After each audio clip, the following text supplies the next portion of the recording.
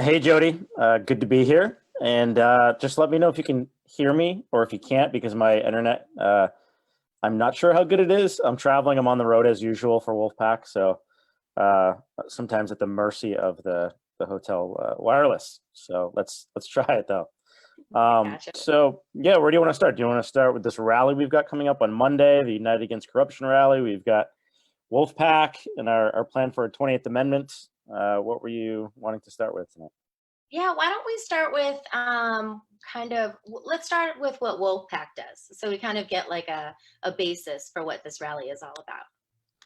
Okay, for those who are not familiar, Wolf-PAC has only one goal, and that's an amendment to the U.S. Constitution that will fix our broken campaign finance system and break the stranglehold that the special interest and the big money have over our government right now. So we believe that this is our generation's biggest duty to fix this problem. You know, every generation faces big problems. Some might even, you might say, bigger than this one. But it's clearly our generation's problem to solve.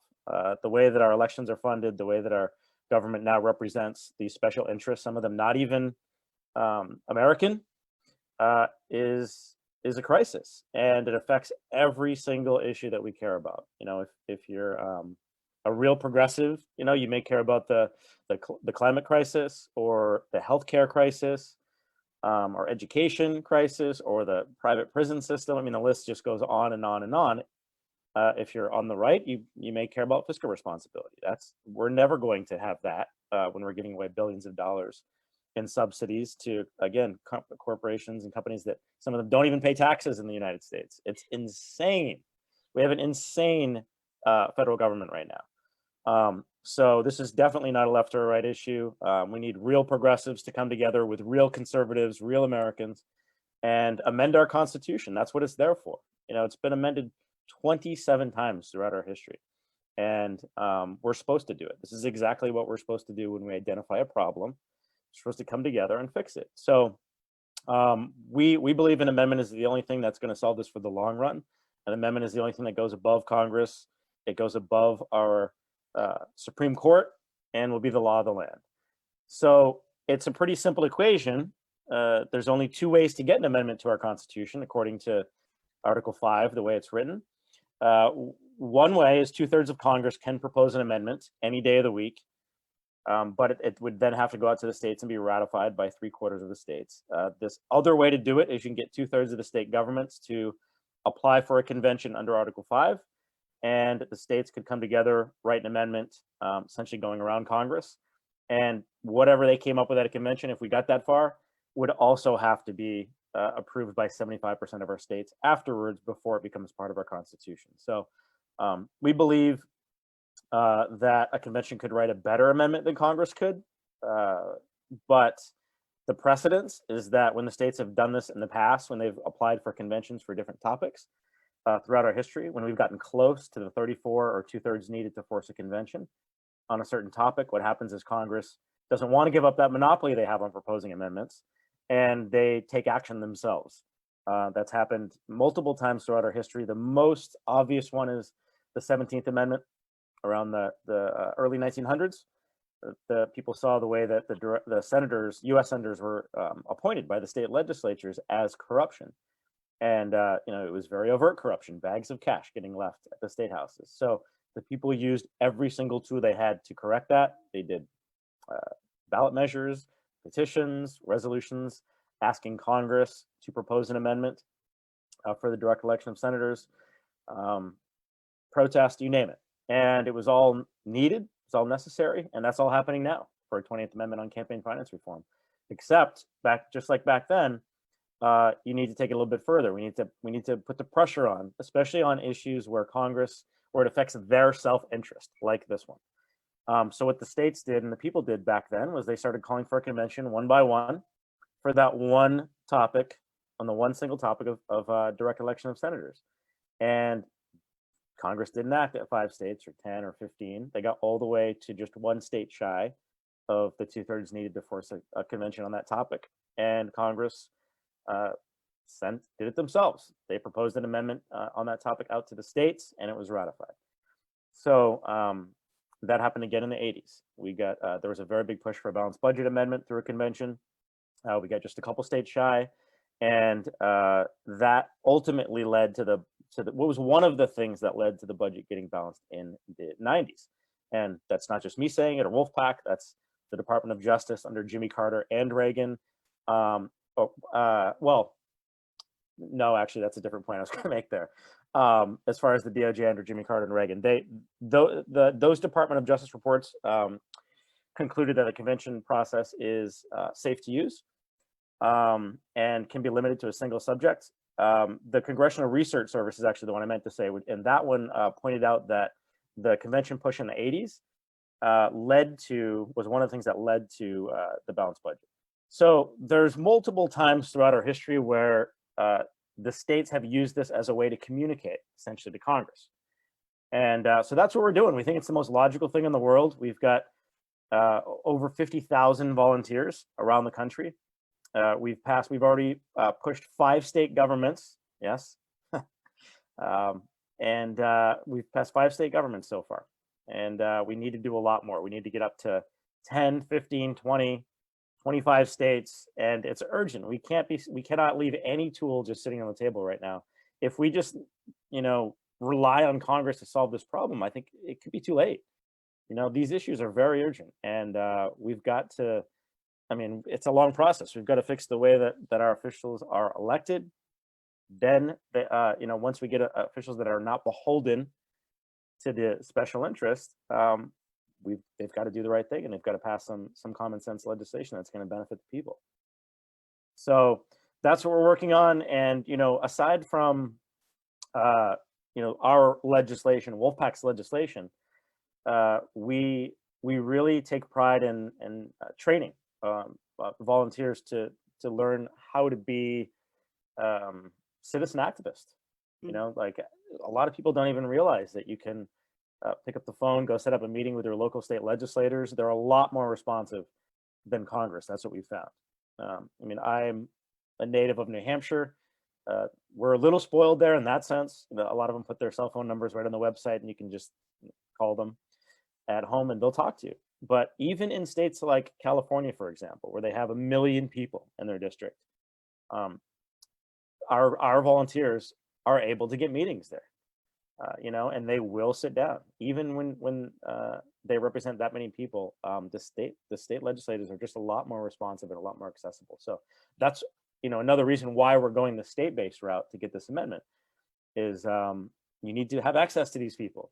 Congress. I don't have 10 grand sitting around to throw at a campaign to hope that they will actually take the time to sit down with me. So. That's what we're doing. And if anyone out there does want to get involved with WolfPAC, it's wolf-pac.com. And we can always use more volunteers. This is a movement. It's going to take more people. If you want to be a member, great. If you don't have any time and you just want to contribute like $10 a month, we are completely grassroots funded at WolfPAC. We don't have the big donors. We went from 1 member like 4 years ago, that was me, and $10 a month to being able to hire 4 people.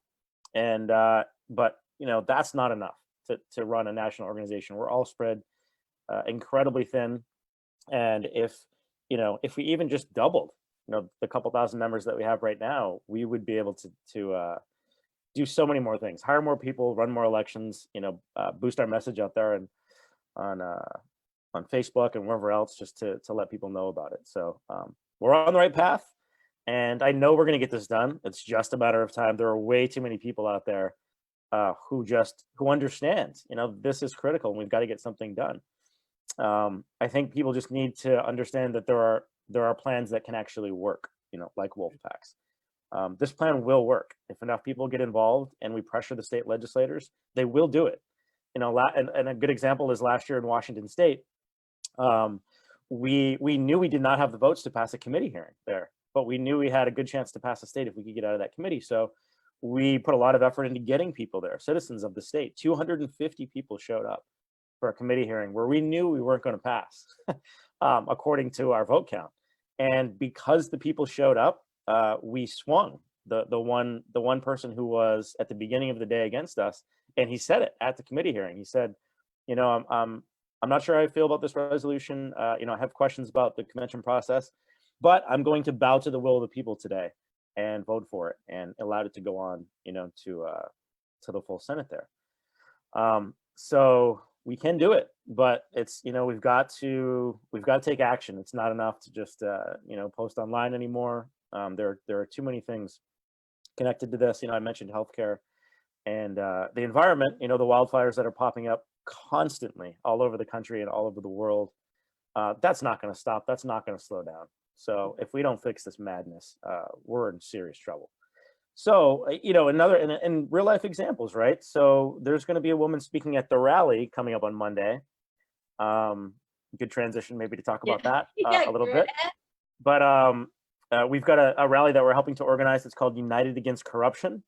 And you can find it by going to unitedagainstcorruption.us. And I believe there's a link under the video as well. It's going to be in Washington, D.C. at the U.S. Capitol. Right on the steps. It's section 1. It's going to be an amazing spot. We've got a stage, PA system, some just really incredible people coming to speak. Larry Lessig, the legendary activist in this movement, wrote Republic Lost and has founded like 100 organizations, to try to solve this problem, is flying down to speak. Hendrick Smith, the Pulitzer Prize winning journalist, Ronaldo Pearson, who walked like 600 miles for democracy this year for Represent Us, is going to be there.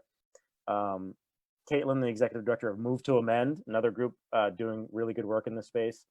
Let's see. Jodi, you're going to be speaking there. You've got a really amazing personal story. But the woman I just mentioned, Antoinette Worsham, she has a horrible story. She lost her daughter to insulin rationing. When her daughter, just horrific stuff. Her daughter went off of health insurance when she graduated college, and she's afraid she's going to lose her second daughter when she goes off in a couple of years. So we just really have to realize there are consequences to not taking action, not taking bold action, honestly. Mm-hmm. So she's going to be speaking. We've got Doug Hughes. You might remember the postal worker who flew his gyrocopter and landed on the Capitol grounds, risking his life for this issue to spread awareness for campaign finance reform. He actually went to jail for 6 months, I believe, for that. And he's going to be flying his gyrocopter to all 50 state capitals next year. They're making a documentary about him. He's going to be there speaking. He's actually going to be staying with some of us Wolf-PAC people at an Airbnb leading up to that event. So, the list goes on. That's not it. I only listed probably half the people that are going to be speaking there. So there's going to be speakers from Public Citizen, Open Secrets, American Promise, Jim Rubins, the really fiery conservative in the campaign finance reform movement, is going to be speaking. He's awesome. Take Back Our Republic, John Pudner, another legendary conservative in the campaign finance movement. So they're all going to be there on Monday. It's just a really good lineup. It's going to be starting at 1 p.m. I would encourage anyone who wants to go to get there a little bit earlier than that, noon, 12:30. Make sure you can find us. It's going to be fun. We also have a documentary film crew there.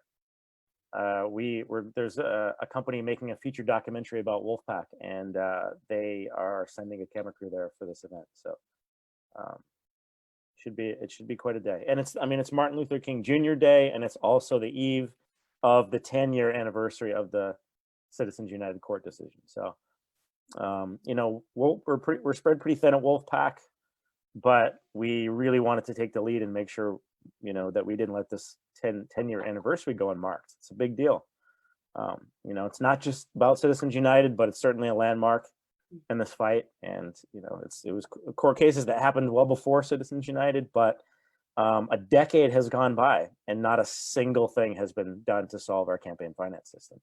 And in that decade, we had President Obama, we had a Democratic majority a super majority in the Senate, and they didn't pass a single piece of legislation on campaign finance reform when he was going to go and change the whole system. Right. So it's just time for us to take matters into our own hands, stop relying on Congress, stop relying on a president, and take every action we can. And we can do it. We will do it. But the more of us that get involved, the sooner we'll fix it. Absolutely.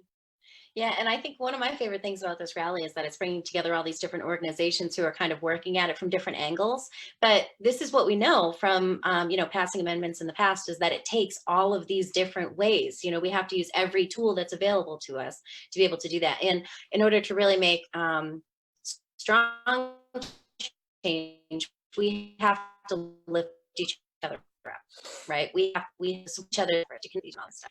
So this is kind of an opportunity to do that, and an opportunity for anybody who wants to come and find out about it to figure out how they can get involved. So real quick, well, actually, I should just say, is there anything else that you wanted to talk about? No, not specifically. Just wanted to, I guess, lay out, what we're about and make sure Yeah. people knew about this event. Yeah, no, I think that's it. Cool. All right. I was going to see if there were any questions coming up in the chat, but I don't see any questions coming up. So if we want to, let's wrap it up with just kind of giving like the major information about the event all at once, so that everybody has that information together. So how can they find out? How can they RSVP and all that kind of stuff? Okay, yep. If you want to attend, it's the website you want to go to is unitedagainstcorruption.us, and you just need to scroll down. You'll see the RSVP there. Please do that just so we know who's coming. It's going to be on this Monday, January 20th at 1 p.m. So the rally is 1 to 3 p.m. It's section 1. It's right in front of the Capitol steps. If you RSVP, we're going to be sending out very specific instructions to anyone coming, so you'll know exactly where to meet us. We'll have people there that will guide you, and so you won't be lost. Just show up anywhere near the U.S. Capitol, but it's linked, on our RSVP, so you can actually see what section 1 looks like on the form. And again, we'll be sending you follow-up information either way. But that's really all I need to know. Just come out. It's going to be, it's not going to be warm. But it's not going to be freezing. It'll be like around 30, around 34, I think. You don't even know. Yeah. Like, it'll be fine. It's not. I don't think it's going to be snowing or anything. Although I kind of wish it was. It'd be kind of a cool visual. But that's it. Just come out, support these people, these groups. I mean, the people in the democracy reform movement just, they work extremely hard, and they're really powerful speakers. I've seen them before, and so it's going to be just a good opportunity to come out, and we'll have tables there if you want to sign up for some of them. Some of these different groups, get more information about them. You'll be able to do that. I think we're going to do free coffee, so that's something. That's a cup of coffee. Caffeine addict. Yeah. So this coming Monday, January 20th, 1 p.m. Washington, D.C. Awesome. All right. Well, thanks for coming on, Mike. Okay. Thanks for having me. Let me know. All right. Take care. See you, Jodi. Bye.